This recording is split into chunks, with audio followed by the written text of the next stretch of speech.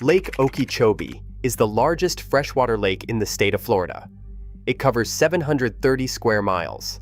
It is the second largest freshwater. In the winter of 2024, engineers in South Florida opened the gates on the largest lake in the state and started draining it on purpose.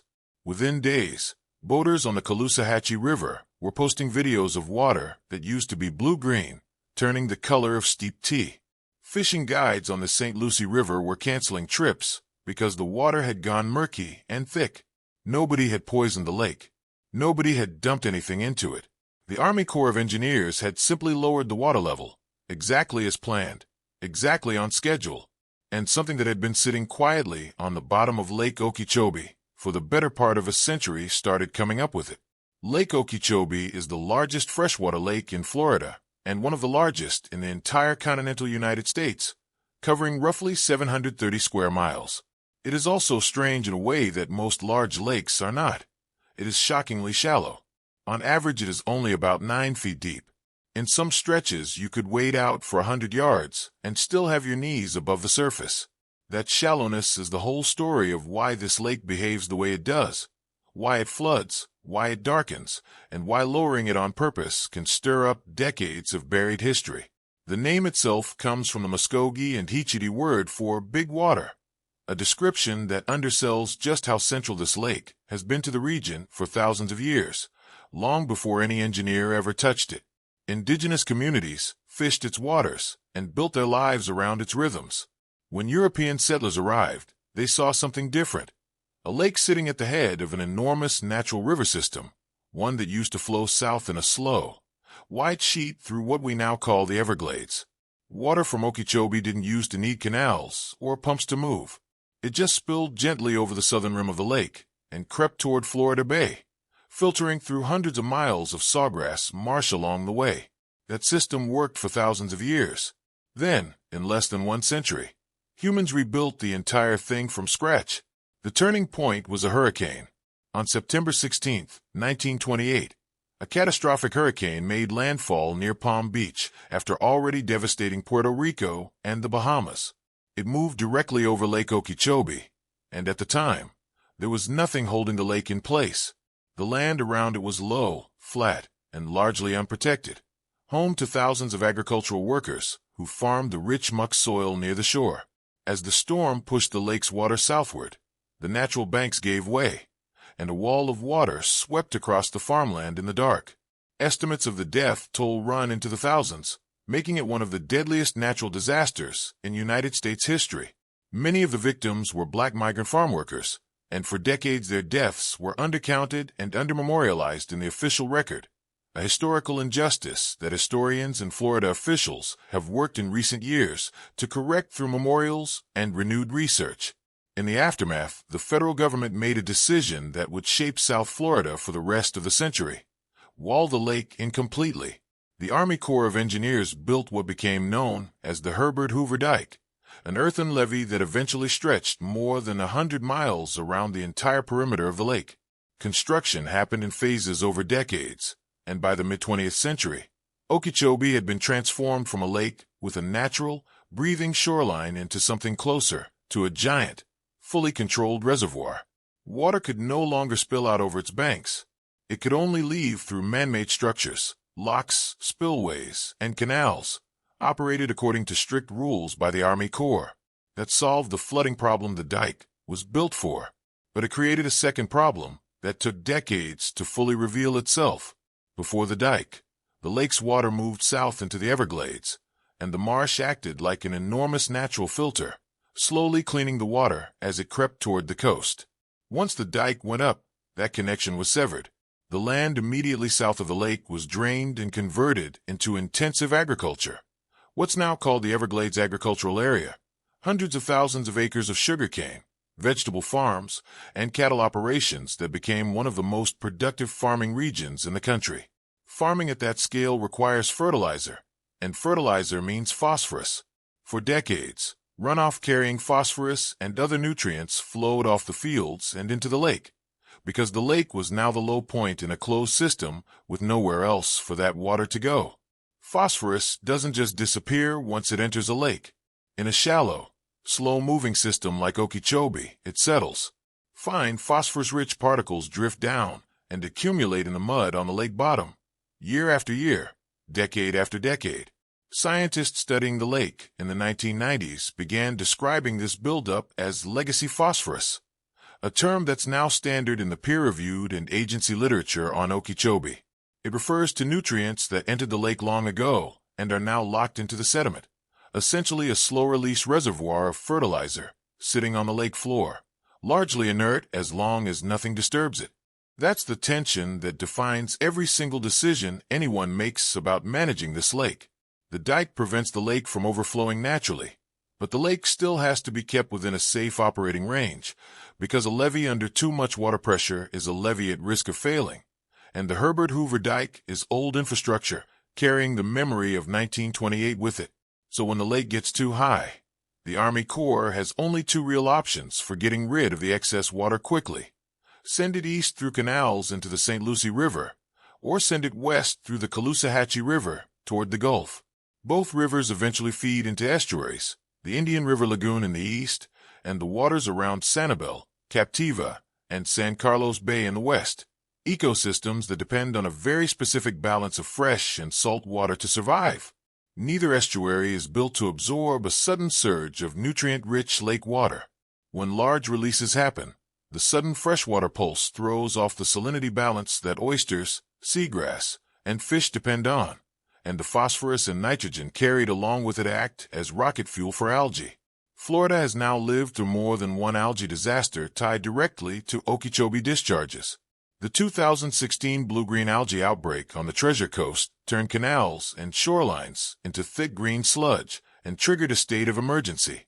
Red tide events on the Gulf Coast, fed in part by nutrient-laden discharges from the lake, have killed fish, manatees, dolphins, and sea turtles by the thousands and driven tourists away from beaches for entire summers. Neither coast has ever fully escaped the lake's shadow, because whatever happens at Okeechobee doesn't stay at Okeechobee. For years, the operating rules that govern all of this were meant to strike a balance, protect the dike, supply drinking water to millions of people across South Florida, keep agriculture running, and limit ecological damage downstream, all at once, using the same finite amount of water. The current set of rules is called the Lake Okeechobee System Operating Manual, or LOSM, and it dictates when releases happen, how large they can be, and which direction they go, based on the lake's water level and the time of year. In late 2024, the lake's managers made a call that had nothing to do with an emergency and everything to do with long-term ecological repair. After a stretch of high water, worsened by a string of hurricanes, including Ian in 2022, the underwater grasses that anchor the lake's ecosystem had been devastated. These submerged plants matter enormously. They stabilize sediment, provide habitat for fish and wading birds, and support the lake's legendary bass fishery. But grass needs sunlight, and when the lake sits too deep for too long, light can't reach the bottom, and the grass beds don't come back on their own. So on December 7, 2024, the Army Corps of Engineers began what it called Lake Okeechobee Recovery Operations, a deliberate, sustained drawdown meant to bring the lake down from around 16 feet to 12 feet or lower over roughly 3 months, specifically to let sunlight reach the lake bed again and give those grass beds a chance to regerminate from seed banks that had survived in the mud. It was framed correctly as a long-term investment in the lake's health. It was not framed as risk-free. To lower a shallow lake that quickly, you have to move an enormous amount of water through the canal system, day after day, for months. And moving that much water across a lake bottom loaded with legacy phosphorus does exactly what you'd expect. It disturbs the mud. Reports from the Army Corps and independent monitoring by conservation groups tracking the operation described real, measurable consequences downstream in the St. Lucie and Caloosahatchee estuaries, elevated turbidity that clouded the water, sharp swings in salinity that stressed oysters and seagrass, dips in dissolved oxygen, and the mobilization of nutrients that had been sitting undisturbed in the lake sediment. This wasn't a hidden or denied side effect. Environmental groups like Friends of the Everglades publicly tracked these impacts throughout the operation, warned that the estuaries were absorbing real ecological stress, and pushed for a full accounting of the trade-offs once releases wound down that March. That's the part of the story that footage actually shows, and it's worth being precise about, because it's dramatic enough without exaggeration. You don't need satellites or apocalyptic framing to understand what's happening when a boat camera catches water shifting from clear turquoise to a dark, tea-stained brown near a spillway.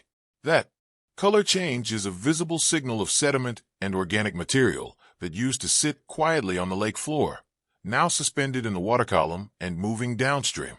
It is, quite literally, something rising from the bottom, just not a sudden catastrophe from nowhere. It's the predictable, monitored consequence of intentionally lowering a lake that has spent 70 years accumulating everything the land around it could send into it. The deeper problem is that there is no clean fix for legacy phosphorus. You cannot easily vacuum decades of nutrient-laden mud off the bottom of a lake that spans hundreds of square miles.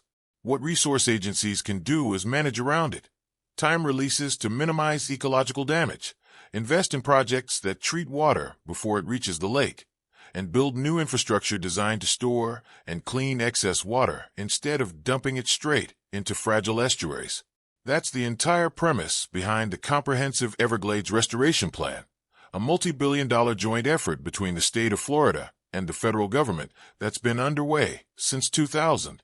It calls for a network of reservoirs and treatment marshes designed to hold Okeechobee's excess water, strip out nutrients, and eventually send cleaner water south into the Everglades the way nature originally intended, rather than blasting it east and west into rivers that were never built to handle it. The trouble is that CRP has been slow. Funding fights, permitting delays, and the sheer scale of the engineering involved have stretched a project that was supposed to take decades into something that's still, a quarter century later, only partially built. Some of the key reservoirs meant to relieve pressure on the lake are still under construction or in earlier design phases. Until those pieces are finished, the Army Corps is left working with the same blunt tools it's had for decades. Raise the lake and put stress on an aging dike. Lower the lake and stir up legacy pollution. Send water south and risk overloading the remaining Everglades wetlands. Send water to the coasts and risk feeding algae blooms and red tide. There's no version of managing Okeechobee right now that doesn't involve choosing which downside to accept, and the pressure on that system isn't going away. Florida's wet seasons have been trending wetter, and hurricanes reaching the state have been trending more intense, which means the lake is more likely to spike to dangerous levels more often, which means more frequent releases, which means more frequent disturbance of the sediment sitting on the bottom. Roughly 8 million people in South Florida rely, directly or indirectly, on water connected to this system. The lake still supplies irrigation for one of the most productive agricultural regions in the country. None of the underlying demand on Okeechobee is shrinking, even as the infrastructure meant to relieve that demand is still being built. What the December 2024 drawdown really demonstrated wasn't a hidden secret suddenly exposed. It was a preview of a pattern that's going to keep repeating as long as the legacy phosphorus stays where it is and the restoration infrastructure stays unfinished. Every time water managers need to bring the lake down quickly, for dike safety, for ecological recovery, for the next hurricane season, they're going to have to move water across a lake bottom that remembers 70 years of agricultural runoff. Some of that disturbance will be modest. Some of it, especially during large, fast drawdowns like the one that began in December 2024, will be visible from a boat, a drone, or a shoreline, exactly the kind of footage that got people asking what was actually happening to their rivers. Lake Okeechobee has always been two things at once: the beating heart of South Florida's water supply, and a giant container holding the accumulated consequences of a century of decisions made about how to use the land around it. The wall built after 1928 made the lake survivable for the people living near its shores. It also turned the lake into something closer to a long-term storage tank for everything that flowed in and had nowhere else to go. Nothing about that changed in December 2024. What changed is that, for a few months, the process of managing that storage tank became visible to anyone with a phone camera, standing near a canal. The real headline isn't that something mysterious surfaced out of nowhere.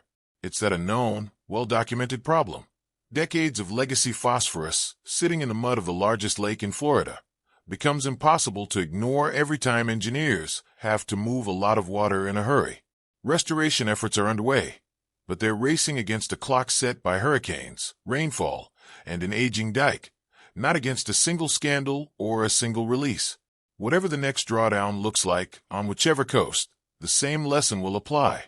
What settles into the bottom of Lake Okeechobee doesn't leave quietly, and every time the water goes down, some of it comes back up.